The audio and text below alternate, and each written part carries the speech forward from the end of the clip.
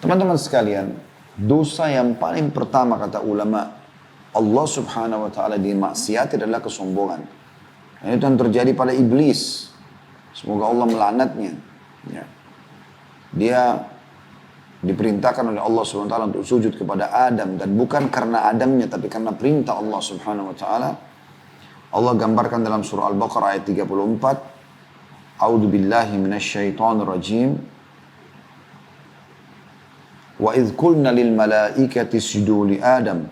Wa idh qulna lil malaikati isjudu li Adam fasajadu illa iblis aba wastakbara wa kana minal kafirin. Ada kalimat wastakbar. Dan ingatlah ketika kami berfirman kepada para malaikat, sujudlah kalian kepada Adam. Tentu ini bukan sujud penghambaan kepada Adam alaihissalam, tapi bentuk kepatuhan kepada Allah subhanahu wa ta'ala. Mirip dengan kita sujud menghadap Ka'bah, bukan karena Ka'bahnya, tapi karena perintah Allah subhanahu wa ta'ala. Jadi kalau Anda tanya kepada Anda, ada yang bertanya, kenapa kalian umat Islam sujud kepada Ka'bah? Itu kan batu. Kok jawaban kita bukan karena Ka'bah ya, tapi karena perintah Allah.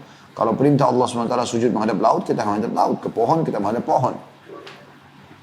Maka ini bukan sujud penghambaan kepada Adam, tapi justru kepatuhan kepada Allah SWT yang memerintahkan. Mirip dengan perintah Allah agar anak patuh pada orang tuanya, istri patuh pada orang tuanya, gitu kan. Masyarakat patuh pada pemimpinnya, ini semua bagian daripada syariat Allah SWT. Dan ingatlah, maksudnya pelajarilah ketika kami berfirman kepada para malaikat, sujudlah kalian kepada Adam, maka sujudlah mereka semua, para malaikat kecuali iblis. Ia enggan dan takabur. Tadi mustakbir. Ya. Wastakbar. Dan dia sombong. Dan ia termasuk orang-orang yang kafir. Qatada berkata, radhiyallahu anhu tentang ayat ini, iblis hasad kepada Adam alaihissalam. Dengan kemuliaan yang telah Allah berikan kepada Adam. Iblis berkata, saya diciptakan dari api. Sementara Adam diciptakan dari tanah. Kesombongan inilah yang pertama kali terjadi. Iblis sombong dengan tidak mau sujud kepada Adam. Diambil dari tafsir Ibnu Katsir, jilid 1 halaman 114. Di dalam hadis yang lain, Nabi SAW coba menggambarkan kepada kita seperti apa bentuk kesombongan itu. Ya. Dari Abdullah bin Mas'ud radhiyallahu anhu bahwasanya Rasulullah SAW bersabda, la yadkhulul jannata man kana fi qalbi mithqalu dzarratin min kibr. Qala rajulun innar rajula yuhibbu an yakuna thawbuhu hasanan wa na'luhu hasanah. Qala inna Allah jamilun yuhibbul jamala al-kibru batrul haqqi wa ghamtun nas. Tidak akan masuk surga seseorang yang dalam hatinya terdapat kesombongan sebesar biji sawi. Kecil sekali seperti debu. Begitu saja tidak akan masuk surga. Ada seseorang yang bertanya, bagaimana dengan seseorang yang suka memakai baju dan sandal yang bagus, rapi, bersih? Maksudnya apakah itu termasuk sombong? Maka beliau SAW menjawab mengatakan, sungguhnya Allah itu indah dan menyukai keindahan. Tetapi sombong adalah menolak kebenaran dan meremehkan orang lain. Ya. Jadi ada dua di sini Nabi SAW berikan gambaran tentang sombong. Yaitu yang pertama, menolak kebenaran. Nanti akan kita rincikan insya Allah itu. Dan yang kedua adalah meremehkan orang lain. Nah, ini termasuk jenis kesombongan. Ada dua jenis kesombongan. An-Nawawi berkata rahimahullah tentang hadis ini. Hadis ini berisi larangan dari sifat sombong. Yaitu menyombongkan diri kepada manusia. Merendahkan mereka. Serta menolak kebenaran. Diambil daripada Syarah Sahih Muslim, ya, yang ditulis oleh Imam Nawawi rahimahullah, jilid 2 halaman 163. Kalau sombong yang pertama, ya, yang disebutkan dalam hadis yaitu bataru haq, menolak kebenaran. Ini ada rincian para ulama tentu berhubungan dengan masalah sombong yang pertama ini, ya. Yaitu sebagaimana dinukil dari tulisan Syekh Muhammad bin Shalih Al-Utsaimin rahimahullah dalam Syarah Riyadhus Shalihin di jilid 2 halaman 301, beliau mengatakan kesombongan ada dua macam, yaitu sombong terhadap hak dan sombong terhadap makhluk. Hal itu diterangkan oleh Nabi SAW Di dalam sabda beliau, sombong adalah menolak kebenaran dan suka meremehkan orang lain. Menolak kebenaran adalah dengan menolak dan berpaling darinya serta tidak mau menerimanya. Sedangkan meremehkan manusia, yakni meremehkan dan merendahkan orang lain. Memandang orang lain tidak ada apa-apanya dan melihat dirinya lebih dibandingkan orang lain tersebut. Saudaraku seiman, sombong dalam hal yang pertama tadi, menolak kebenaran itu, disebutkan dalilnya di dalam surah Ghafir, atau dinamakan juga surah Mu'min, surah nomor 40 dalam Al-Quran ayat 56. Surah Ghafir ayat 56. Bunyinya, a'udzubillahi minasyaitonirrajim, innal ladzina yujadiluna fi ayatillahi bighairi sultanin atahum in fi sudurihim illa kibrun ma hum bibalighihi fasta'id billahi innahu huwas samiul basir. Sesungguhnya orang-orang yang memperdebatkan tentang ayat-ayat Allah tanpa alasan yang sampai pada mereka, tidak ada dalam hati mereka melainkan hanya keinginan sombong yang mereka sekali-kali tidak akan mencapainya. Maka mintalah perlindungan kepada Allah, sungguhnya Dia maha melihat lagi Dia maha mendengar lagi maha melihat. Ya. Jadi Allah Subhanahu wa taala memastikan orang-orang yang tidak mau mendengar penyampaian agama Allah Subhanahu wa taala, dinasihati jangan lakukan ini karena Allah berfirman seperti ini, Rasulullah SAW bersabda seperti ini, dia tidak mau dengar. Diluruskan kesalahannya justru malah marah, ngambek, boikot orang lain, ya. Atau bahkan begitu ketahuan, ya, boroknya, kesalahannya, ya, aibnya, coba dinasihati malah dia melawan, malah dia sengaja menyerang balik, ya, bukannya malah mengambil manfaat daripada nasihat-nasihat orang. Para sahabat berlumba-lumba untuk bisa mengejar menjadi orang yang tidak sombong, ya. Sampai Umar bin Khattab radhiyallahu anhu pernah mengiklankan, yang menyampaikan di masjid Nabi SAW setelah Nabi SAW meninggal di zaman khilafahnya beliau, agar seluruh wanita tidak memahalkan maharnya. Maka ada seorang ibu duduk mengatakan, wahai Amir Mukminin, bagaimana bisa Anda melarang kami untuk menentukan mahar sementara Allah sudah menyebutkan dalam Al-Quran? Pada waktu itu ibu itu seorang wanita, masyarakat biasa, dan menegur Umar sebagai seorang khalifah. Apalagi posisi Umar bin Khattab, banyak orang di antara kita subhanallah baru menuntut ilmu berapa tahun, belum ada ilmunya gitu, sudah sombongnya luar biasa gitu. Seakan-akan sudah tidak bisa diingatkan lagi, dia yang paling benar. Ini tidak ada ciri ilmu syar'i pada dirinya. Nah, penuntut ilmu yang benar adalah orang yang merendah, orang yang justru menerima kebenaran, walaupun dari anak kecil, selama itu kebenaran. Apa kata Umar bin Khattab kepada ibu tersebut, bahkan didengar oleh orang-orang dan dinukil sampai sekarang, siang ini pun Anda dengar dari saya. Kata Umar, semua orang lebih pintar daripada Umar. Maka Umar pun akhirnya menarik, ya. Tadinya mau diterapkan sebagai sebuah peraturan pemerintah pada saat itu, ditarik gara-gara perkataan seorang ibu seperti ini. Dan beliau pernah berkata dalam statement yang lain, aku akan selalu bersyukur dan berterima kasih seumur hidupku pada seseorang yang mengingatkan satu kesalahan. Umar malah menunggu siapa yang mengingatkan kesalahannya. Karena dengan kita diingatkan pada saat ini, kita akan jadi lebih baik ke depannya. Daripada kita tidak diingatkan sama sekali, apalagi kita tidak menerima, maka bagaimana ke depannya? Kan gitu. Begitu juga Ali bin Abi Thalib berkata radhiyallahu anhu, aku akan siap mengabdi seumur hidupku kepada seseorang yang mengajarkan kepada aku satu huruf. Tentu satu huruf tidak bermakna gitu kan. Satu kata pun mungkin belum tentu bisa punya makna yang dalam. Tapi Ali radhiyallahu anhu ingin menitik beratkan bahwasanya orang perlu menerima masukan, ya, dan jangan sampai sombong. Sampai-sampai beliau mengatakan, saya akan siap mengabdi seumur hidupku pada seseorang yang mengajarkan kepadaku satu huruf. Bagaimana orang yang mengajarkan sebuah hadis, sebuah ayat, hukum syar'i, kita jadi berubah jadi lebih baik dan seterusnya. Begitu juga teman-teman sekalian, Syekh Nasir As-Sa'di rahimahullah dalam tafsir beliau, atau tepatnya dalam buku Bahjatul Qulubil Abrar, ya, halaman 194-195 beliau mengatakan, maka wajib bagi para penuntut ilmu untuk memiliki tekad yang kuat mendahulukan perkataan Rasulullah SAW di atas perkataan siapapun. Karena pokok kebenaran adalah kembali kepadanya dan pondasi kebenaran dibangun di atasnya, yakni dengan petunjuk Nabi SAW. Kita berusaha untuk mengetahui maksudnya dan mengikutinya secara lahir dan batin. Ya, atau secara batin dan lahir. Maksudnya jangan sampai sombong kalau disampaikan kepadamu ya, apapun yang berhubungan dengan ajaran Nabi SAW. Karena syariat semua dari beliau. Ya. Ada orang begitu, subhanallah, diingatkan malah sombongnya luar biasa. Bahkan saya pernah menemui ada orang penuntut ilmu ya, sampai mengatakan kepada orang-orang sejawat dengan dia kan, udahlah nggak usah ngomong begitu sama saya sudah paham. Ya. Jangan bicara begitu sama saya lebih tahu daripada kamu. Na'udzubillah. Ya. Kelihatan kesombongan nyata dalam dirinya. Orang seperti ini tidak akan diberikan oleh Allah SWT penerimaan di tengah-tengah manusia.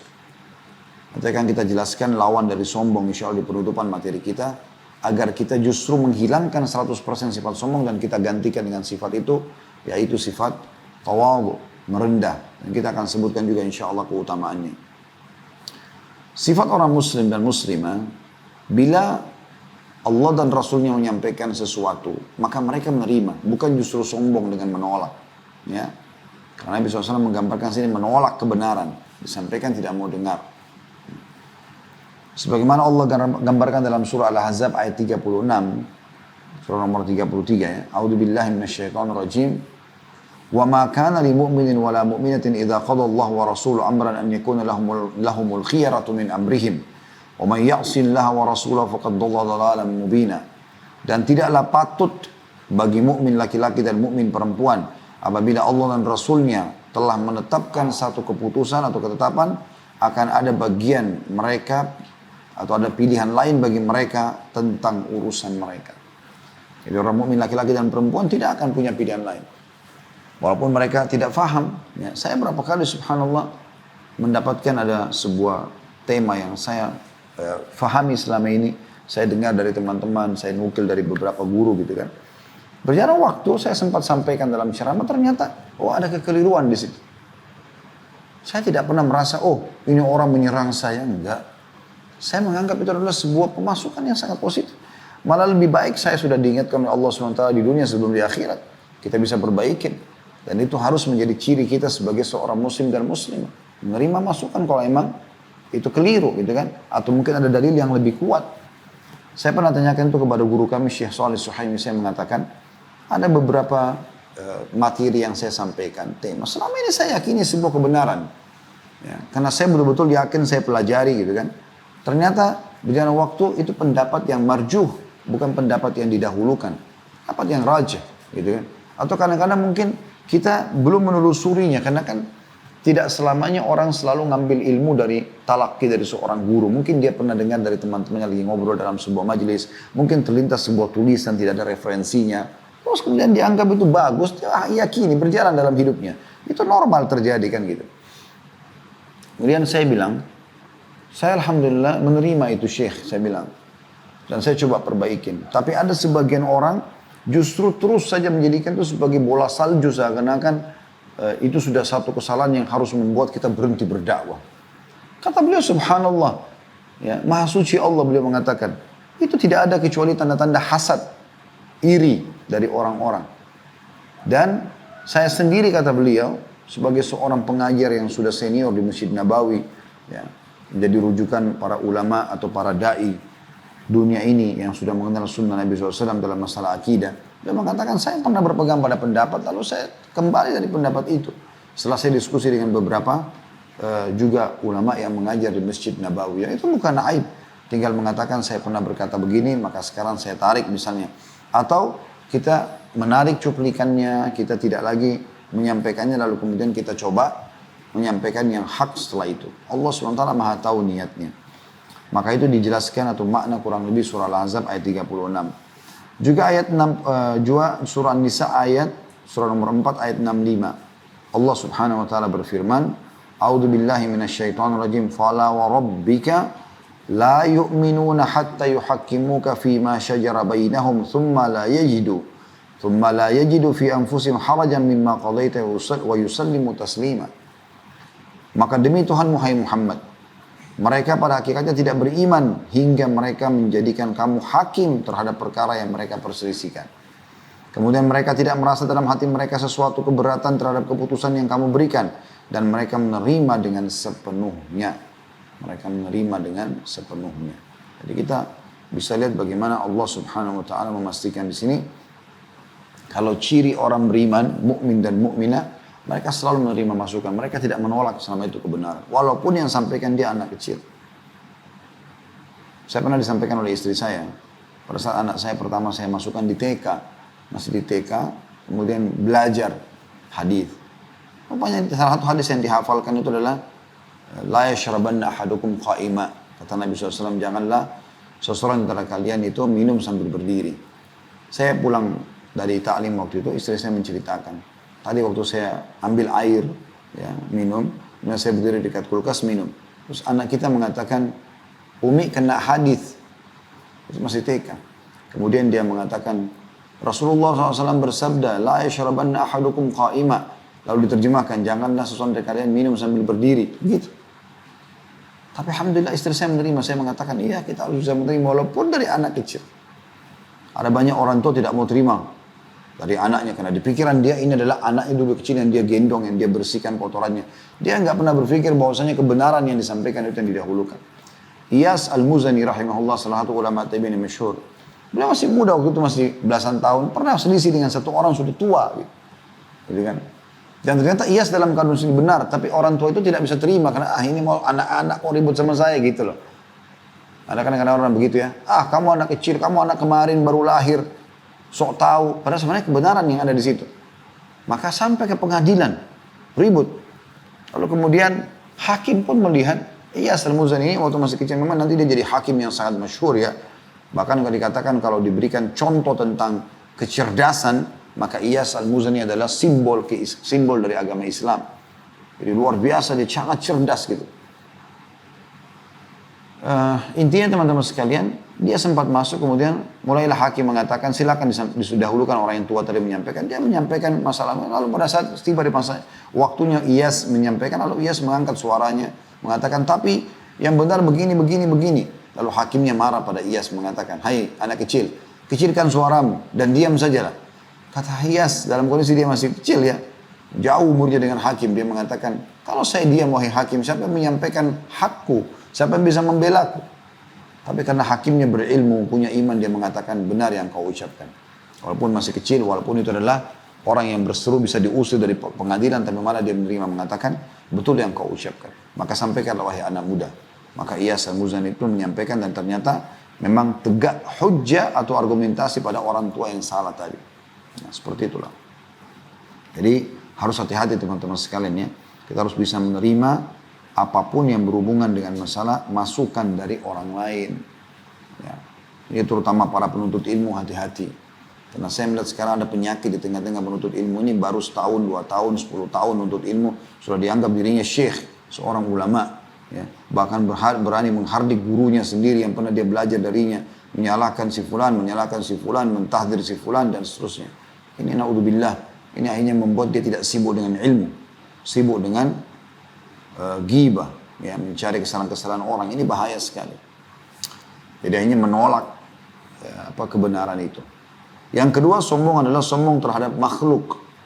Ya, gamsun nas tadi. Ya, gamsun nas kata Nabi SAW.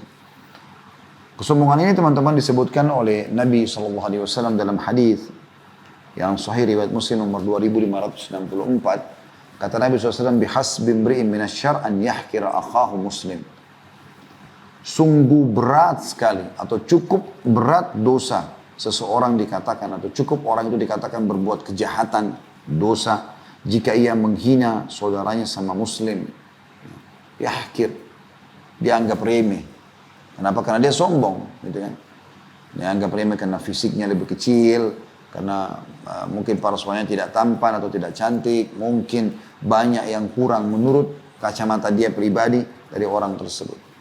Kalau dalam Islam kita justru kalau melihat kekurangan atau ada sesuatu yang tidak ada pada diri kita dan ada pada diri orang, kita harusnya bersyukur kepada Allah Subhanahu wa taala, bukan justru menghina, ya.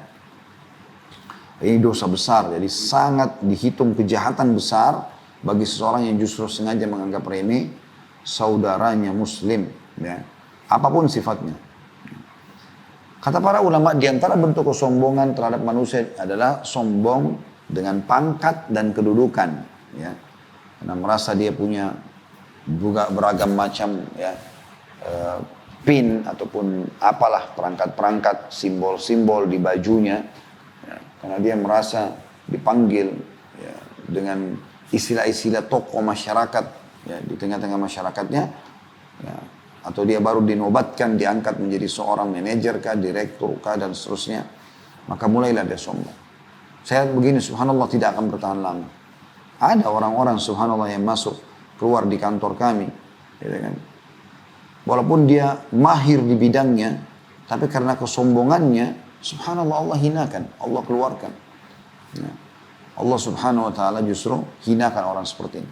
Begitu juga dengan sombong dengan harta. Ya, kalau anda diberikan oleh Allah subhanahu wa ta'ala harta, rumah yang bagus, kendaraan yang bagus, tabungan, bisnis yang sukses, alhamdulillah, bersyukur. Merendah justru. Jangan justru itu membuat sombong, tidak mau lihat orang. Ya. Jalannya dibuat-buat, dan seterusnya lah. Dalam sebuah hadis Bukhari kata Nabi SAW, seseorang bisa saja jalan dalam kondisi dia sombong, membanggakan bajunya, maka Allah tenggelamkan ke dalam bumi. Maka dia meronta-ronta dalam bumi itu sampai hari kiamat. Kata para ulama hadis, ini bisa saja terjadi di umat Muhammad SAW dan bisa terjadi setiap saat pada orang-orang yang sombong. Semoga Allah selamatkan kita dari sifat ini. Juga sombong dengan kekuatan dan kesehatan. Nah, ini juga masuk dalamnya. Merasa diri kekar, sehat, binaragawan, ya, atau apalah, ya. Tidak perlu sombong. Syukuri pada Allah SWT. Salim bin Abdullah bin Umar, cucunya Umar bin Khattab radhiyallahu anhu. Kata para ulama, yang paling mirip sama Umar bin Khattab ini cucunya, Salim namanya. Tinggi besar, tampan, kulitnya putih, badannya kekar, gitu kan. Dan merendah luar biasa, berilmu. Ya. Pernah satu kali di musim haji, karena orang pakai baju ihram, laki-laki kan terbuka bajunya.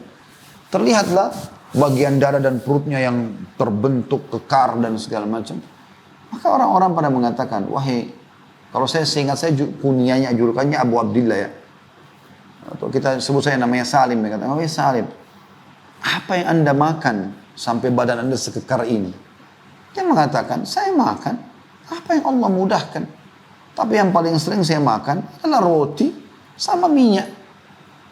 Maksudnya itu makanan paling sederhana zaman dulu. Kalau orang miskin sekali, makanya roti kering disimpan berhari-hari, roti gandum sampai mengeras seperti batu. Kalau mau dilembutkan, dicelupin di minyak zaitun supaya bisa lembut sedikit baru makan. Dan itu rasanya gitu kan.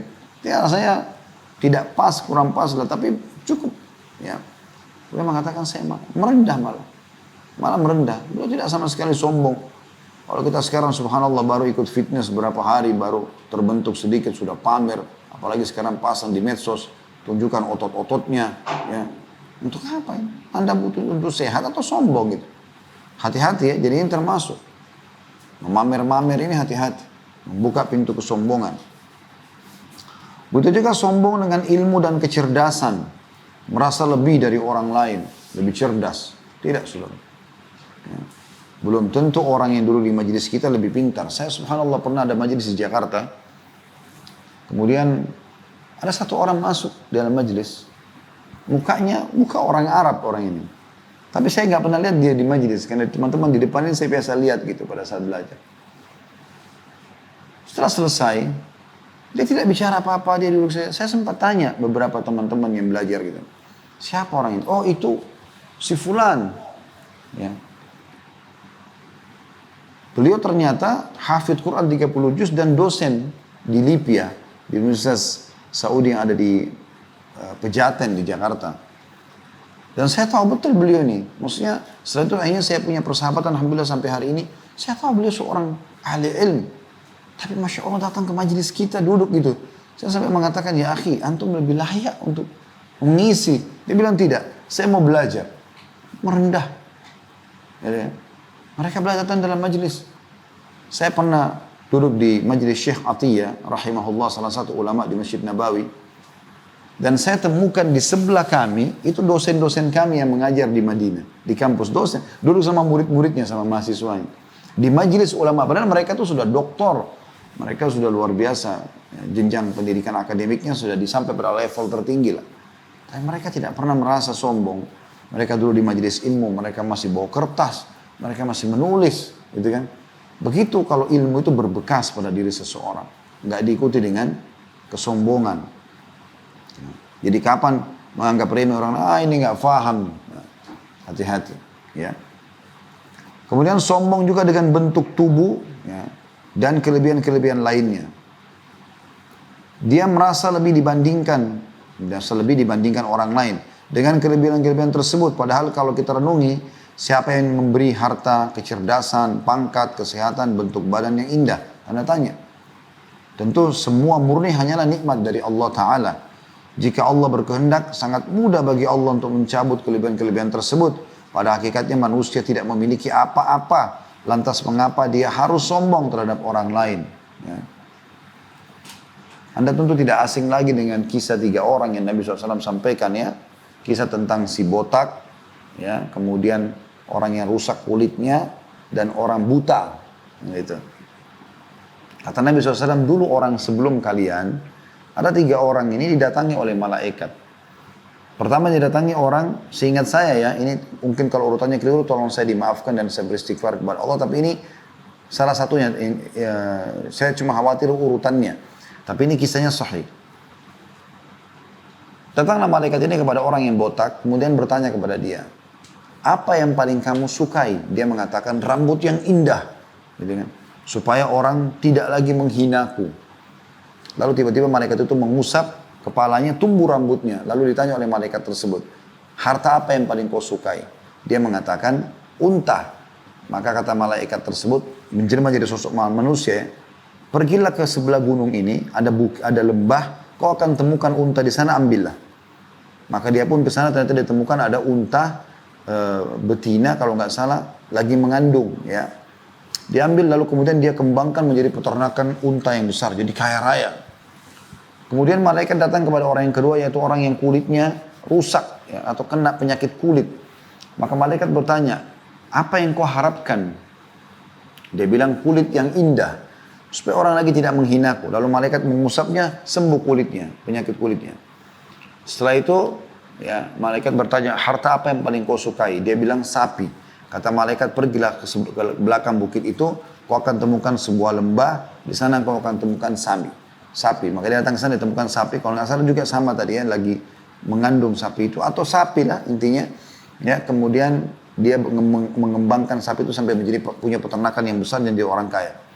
Datang juga malaikat kepada orang yang ketiga, itu orang buta, dan ditanyakan kepada dia, apa yang kau suka? Dia bilang mata, bisa melihat.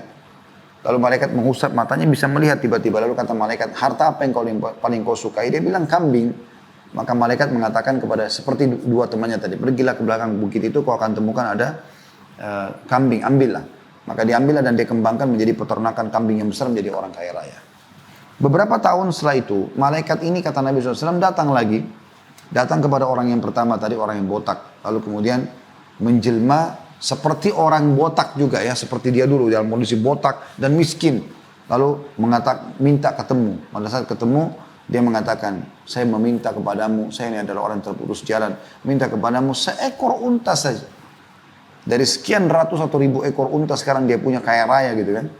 Saya minta 1 ekor unta saja, yang saya bisa gunakan untuk membantu saya dalam perjalanan, gitu kan. Maka dia mengatakan, memangnya kau pikir harta didapatkan, unta didapatkan begitu saja, harta didapatkan begitu saja? Lalu dia menolak, dia mengatakan hajatku banyak. Dia nggak mau. Maka kata malaikat tersebut, bukankah kau si fulan yang dulu kau botak seperti saya, lalu kemudian kau minta kepada Allah, lalu Allah sembuhkan? Maksudnya Allah SWT, bukan minta, ya, Allah SWT menyembuhkan kau dan memuliakan kamu dengan peternakan ini. Dia mengatakan tidak, saya memang dari lahir sudah tampan seperti ini, dan juga saya sudah punya peternakan ini. Kata malaikat tersebut, semoga kalau kau bohong, Allah kembalikan kau seperti semula. Baru beberapa langkah malaikat ini jalan, tiba-tiba rambutnya rontok, ya, peternakannya diserang oleh hama, mati semua untanya, hilang semua hartanya. Malaikat datang kepada orang yang kedua, orang yang tadi kena penyakit kulit, dengan gambar seperti dia, ya. Jadi awal dulu tuh dia miskin, penyakit kulit, orang jauhi dia. Kemudian dia mengatakan, saya Ibnu Sabil, kata malaikat ini, saya butuh 1 ekor sapi saja. Bantulah saya, berikan kepada saya. Dia mengatakan hajat banyak. Ya, dia tidak mau saya kasih gitu. Ya. Maka kata malaikat tersebut, bukankah kau dulu si fulan yang seperti saya punya penyakit kulit, kemudian Allah sembuhkan dan Allah berikan kau sapi sehingga kau bisa jadi kaya raya begini? Dia bilang tidak. Ini semua turun temurun. Ya. Dan memang kulit saya bagus, saya ya tidak ada ini sapi juga turun temurun kekayaan. Kata malaikat, semoga kalau kau bohong Allah kembalikan kau. Baru berapa langkah dia melangkah, ternyata Allah buat kulitnya kembali rusak, wa na'udzubillah. Kemudian Allah binasakan hewan-hewan ternaknya, sapinya, matilah.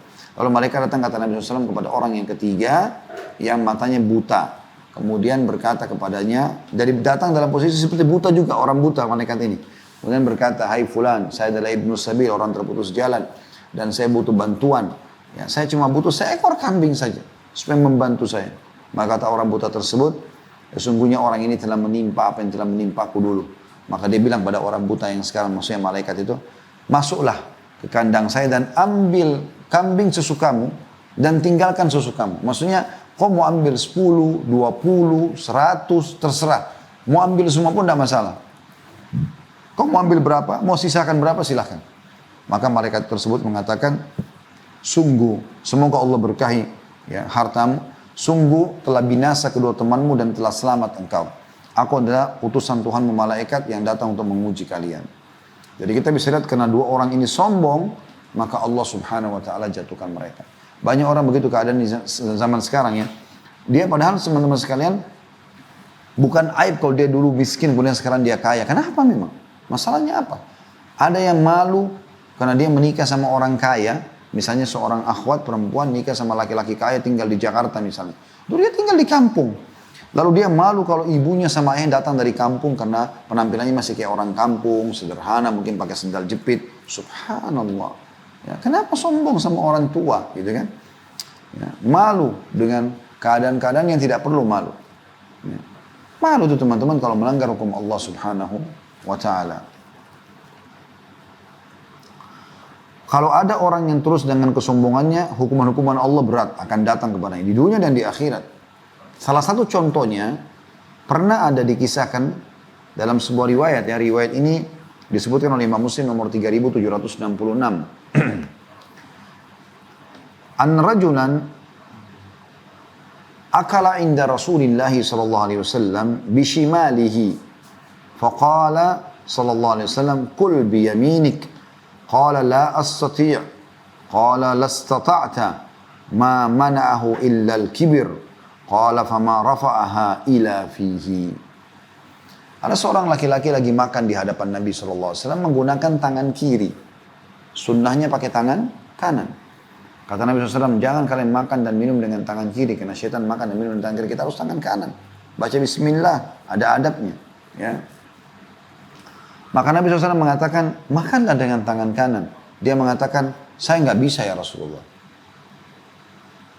Maka Nabi SAW mengatakan, semoga kau tidak bisa. Sungguh, kau tidak melakukan itu, kecuali karena kau sombong. Maka setelah itu dia pun tidak bisa mengangkat lagi tangannya ke mulutnya. Maksudnya jadi stroke, jadi nggak bisa bergerak. Ya. Jadi harus hati-hati teman-teman sekalian. Kalau Anda bertanya, kenapa Ustaz dengan makan tangan kiri, apakah ciri orang sombong? Ya, tradisi demi tradisi selalu begitu. Dianggap kalau menggunakan tangan kiri itu kayak sebuah ya, kedudukan tersendiri. Dan itu hiasan syaitan. Ini juga teman-teman harus hati-hati ya. Saya melihat dari anak-anak saya pelajaran saja, saya selalu melihat makan tangan kanan. Saya biasakan dari kecil kasih ke tangan kanan. Saya bilang sama istri saya kasih tangan kanan. Subhanallah, selalu saya teralihkan ke tangan kiri. Hampir semua anak saya begitu. Ya, saya tidak tahu kalau anak-anak Anda ya, tapi saya lihat begitu. Nanti kita ingatkan tangan kanan, nah baru tangan kanan. Sudah mereka sudah dewasa, baru mereka lebih hati-hati dan sudah tertanam. Tapi yang masih kecil-kecil selalu begitu. Dikasih botol susu, tangan kanan. Ntar pindah ke tangan kiri. Diingatkan lagi, nah tangan kanan, baru pindah. Ntar tangan kiri lagi, begitu terus. Jadi kita harus hati-hati memang. Akhirnya muncul nanti istilah, oh anak saya kidal. Nah, apa hubungannya? Itu kan karena tergantung Anda membiasakan. Dan bagaimana syaitan menghiasi dia. Anda mau bilang itu dominan otak sebelah kanan atau otak sebelah kiri, itu alasan Anda bisa sampaikan, silakan. Tapi kami punya teori syar'i. Ini adalah waswas syaitan. Ya, waswas syaitan. Menggunakan tangan kanan dalam makan dan seluruh aktivitas adalah tradisi Rasulullah SAW. Dalam hadis Bukhari dikatakan, kata Aisyah radhiyallahu anha, Dan Nabi SAW sangat suka menggunakan sisi kanannya ya dalam setiap kegiatannya. Kecuali kalau beliau sedang cebok atau yang lainnya. Tapi makan, minum, pakai sendal, pakai baju, sisir, semua sisi kanan. Seperti itu bagian dari syariat Allah Subhanahu wa Ta'ala. Sebagai gantinya teman-teman sekalian, supaya kita tidak sombong, kita tawadhu, merendah. Tapi saya ingin berikan gambaran dulu. Tawadhu ini teman-teman bukan menghinakan diri. Karena ada sebagian orang juga menganggap tawadhu itu merendahkan diri. Sehingga selalu saja merasa hina di depan orang. Bukan itu. Ya. Tawadhu itu pernah ditanya kepada Imam Hasan Basri rahimahullah. Dalam satu majlis di kota Basra, ada satu tradisi yang menarik sebenarnya. Semoga juga para ulama kita bisa melakukan itu ya. Jadi para ulama-ulama dulu punya tradisi sepekan sekali mereka duduk, pindah rumah dari satu rumah ke rumah yang lain. Tapi khusus untuk ulama-ulama, tidak dihadiri oleh orang awam. Mereka saling mendiskusikan masalah ilmu, masalah pertanyaan yang dilemparkan di dalam majelis mereka. Dan mereka masih bimbang dengan jawabannya supaya didiskusikan gitu kan. Dan kadang-kadang mereka membahas hal-hal yang mungkin dianggap remeh oleh orang-orang awam. Nah, kadang-kadang mereka sedang bahas tentang definisi. Ya. Gitu, mereka memang sangat detail dalam definisi. Karena dengan memahami definisi sesuatu, kita akan jadi tahu ya, atau kita akan benar langkahnya ke depan. Maka kita temukan buku fikih itu disebutkan doa misalnya. Doa itu apa sih dari sisi etimologi, bahasa. Apa sih dari sisi terminologi, ya, istilahnya. Supaya orang tahu arahnya kemana. Gitu kan. Itu juga dengan sholat pasti ada definisinya, ya, definisi etimologi, terminologi. Itu juga dengan puasa, etimologi, terminologi, selalu begitu. Secara bahasa, secara istilah, seperti itulah. Nah sama dengan tawadhu. Mereka lagi bahas tawadhu pada malam itu di rumah salah satu ulama di kota Basra. Lalu masing-masing memberikan definisi, tawadhu itu begini, tawadhu itu begitu. Dan Hasan Basri rahimahullah dikenal dengan alimnya ulama. Gurunya para ulama. Ulama-ulama itu belajar dari beliau juga. Gitu. Luar biasa ilmunya. Semoga Allah SWT berikan kita ilmu yang seperti beliau, bahkan lebih insya Allah. Maka Hasan Basri rahimahullah waktu itu ditanya oleh teman-temannya para ulama yang lain. Wahai Abu Abdurrahman, seingat saya itu kunyanya. Anggaplah dikatakan, wahai Hasan Basri. Semua orang sudah menyampaikan definisi. Tinggal Anda saja. Kami mau dengar dari Anda. Maka semua mata tersorot kepada beliau. Lalu beliau mengatakan, kalian sudah banyak menyampaikan definisi. Kalau kalian mau dengar dari saya, bagi saya tawadhu adalah janganlah engkau melihat siapapun di hadapanmu seorang muslim kecuali kau merasa atau menanamkan dalam dirimu dia lebih baik daripada kamu. Kalau dia lebih mudah, katakan dia lebih sedikit dosanya. Kalau dia lebih tua, berarti katakan dia lebih banyak amalnya. Itu kan luar biasa. Bagaimana kita bertawadhu. Allah SWT menyebutkan atau memuji hamba-hambanya yang bertawadhu ini dalam surah Al-Furqan ayat 63. A'udzu billahi minasyaitonir rajim wa ibadur rahmanil ladzina yamshuna 'alal ardi hauna wa idza khatabahumul jahiluna qalu salama. Dan hamba-hamba Tuhan yang Maha Pengasih, Allah SWT, Allah sayang sama mereka, adalah orang-orang yang berjalan di atas bumi dengan rendah hati. Tawadhu. Ya. Mendahulukan orang lain, iya. Gitu kan? Mendengarkan dulu ucapan orang sampai selesai baru menjawab iya, gitu kan? Apalah ya, menghormati orang yang lebih tua, iya, gitu-gitu. Menghormati para ulama, ini semua tawadhu. Dan apabila orang jahil menyapa mereka, dia ajak berkelahi, bertengkar, ribut dengan orang jahil, gak paham agama.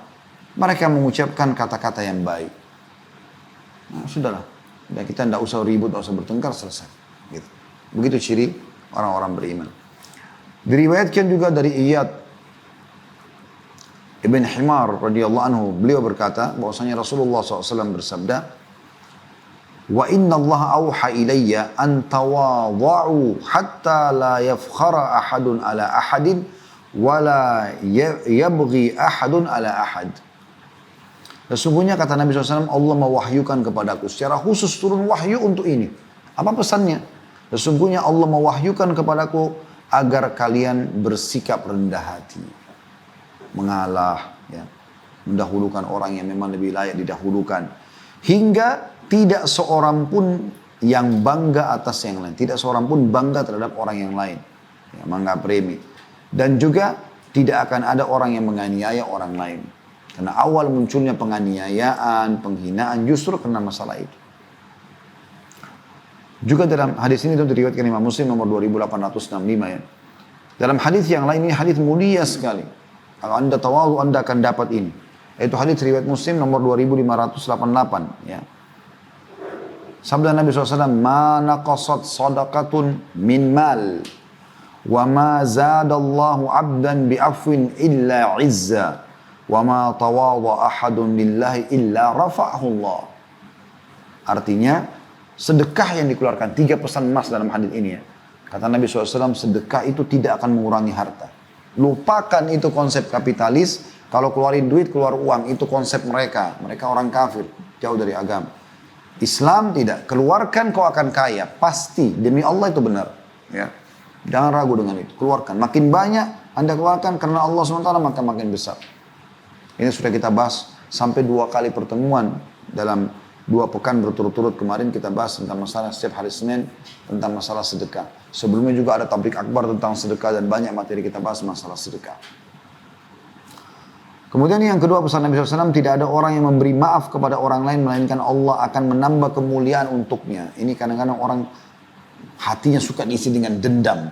Makanya banyak uban di kepalanya, banyak masalah. Karena selalu saja dendam. Susah memaafkan orang lain. Akhi dan ukhti, ada sebuah kaidah penting dalam agama kita. Kalau seseorang berbuat zalim kepada kita, tugas kita awal, ya, maafkan. Tugas dia meminta maaf. Kalau kita sudah memaafkan, tanpa kita bilang sama dia, antara kita sama Allah, kita dapat pahala. Tapi dia belum lepas dari hukuman Allah, karena dia harus minta maaf. Teori syari'inya begitu. Kecuali Anda datang ke depannya mengatakan, kau sudah saya maafkan, maka selesai. Dia juga tidak akan dituntut. Gitu. Tapi kalau Anda hanya menjalankan hukum syariat, yaitu langsung memaafkan orang yang berbuat zalim, di situ pahalanya. Mirip dengan begitu datang musibah langsung Anda bersabar. Datang nikmat Anda bersyukur. Seperti itu. Ya. Justru di situ Allah tambah kemuliaan buat kita. Dan pesan yang ketiga ini saksi bahasan kita. Dan tidak ada yang tawadhu, merendah diri. Mendahulukan orang lain. Menghormati orang lain. Ya. Tidak sombong. Karena Allah. Dan tidak ada orang yang tawadhu atau merendah diri karena Allah, melainkan Allah akan mengangkat derajatnya. Allah akan muliakan dia. Sifat tawadhu ini teman-teman sekalian mengangkat derajat hamba sangat tinggi. Ya. Dan itu biasanya Allah Subhanahu wa taala berikan kepada orang yang tulus menuntut ilmu, orang yang tulus dengan imannya, orang yang tulus ya, dalam beramal saleh, meninggalkan maksiat, maka Allah Subhanahu wa taala akan datangkan sifat tawadhu ini. Sifat tawadhu ini. Dinukil dalam buku Bahjatul Qulubul Abrar ya, halaman 110.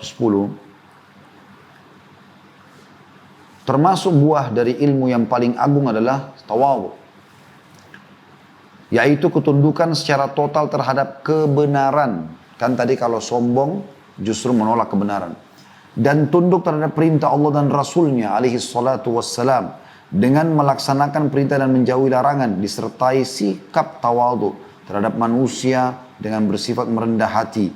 Memperhatikan mereka baik yang tua maupun muda. Dan memuliakan mereka. Kebalikannya adalah sikap sombong, yaitu menolak kebenaran dan rendahkan manusia.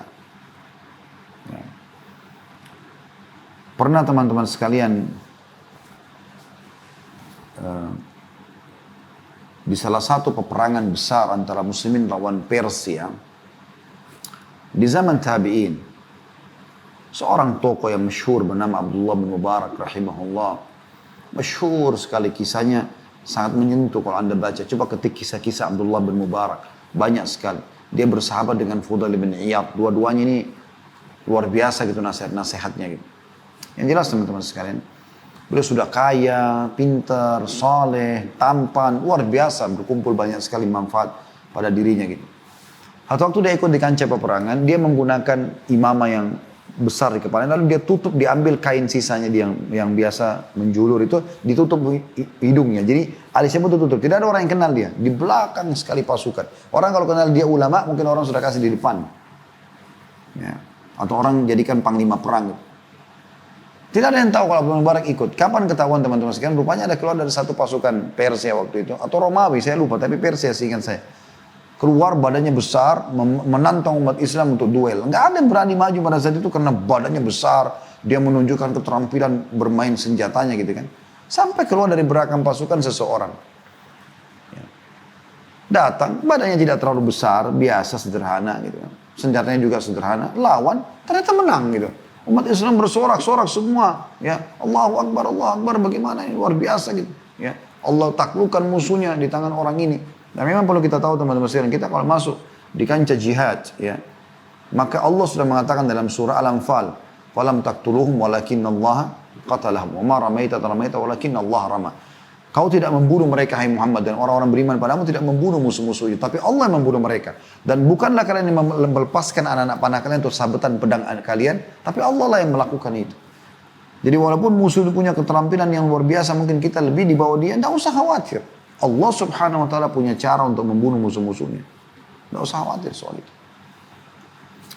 Maka Abdullah bin Mubarak, waktu dia mundur keluar dari pasukan, ada satu orang penasaran mau tahu siapa orang ini. Diikuti dari belakang. Begitu tiba di pasukan belakang, Abdullah bin Mubarak sudah merasa tenang sekali, sudah tidak ada yang tahu gitu. Rupanya orangnya dari belakang tidak tanpa disadari Abdullah bin Mubarak, dia langsung loncat, ditarik, ya tutup wajahnya itu. Terbuka tangan Abdullah bin Mubarak. Abdullah bin Mubarak lihat marah.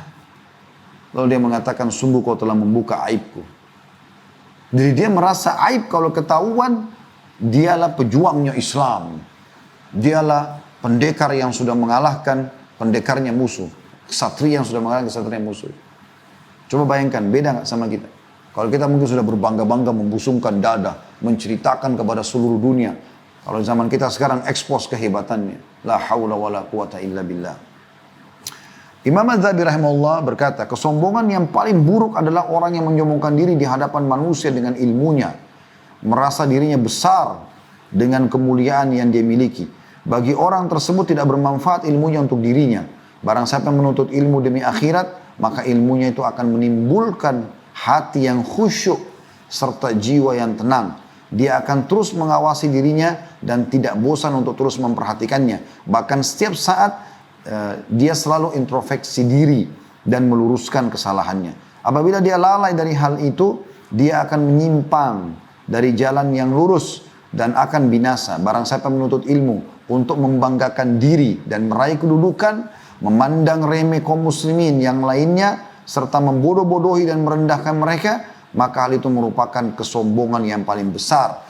Tidak akan masuk surga orang dalam hatinya terdapat kesombongan walaupun sebesar biji zarrah. Jadi hadis yang tadi kita baru baca ini ya, la haula wala quwata illa billah, kata beliau, diambil dari kitab Al-Kabair beliau, ya, di halaman 75 sampai 76. Allahu a'lam. Dan ini bahasan kita teman-teman sekalian. Semoga Allah SWT selamatkan kita dari sifat kesombongan ini. Kita terus merendah, ya. Bagaimana kita coba tawadhu, belajar dan selalu minta kepada Allah Subhanahu wa taala agar dijadikan sebagai hamba Allah yang tawadhu. Merendah itu adalah sebuah kemuliaan. Yang merasa tidak punya apa-apa itu bagus. Maka kita kalau misalnya tidak merasa ilmunya selalu masih kurang, kita selalu mau menuntut ilmu. Ya, kita masih kurang sedekahnya, kita selalu mau sedekah. Kita kurang apa, kita selalu akhirnya mau membuat yang lebih baik. Dan itu bagian daripada perintah agama.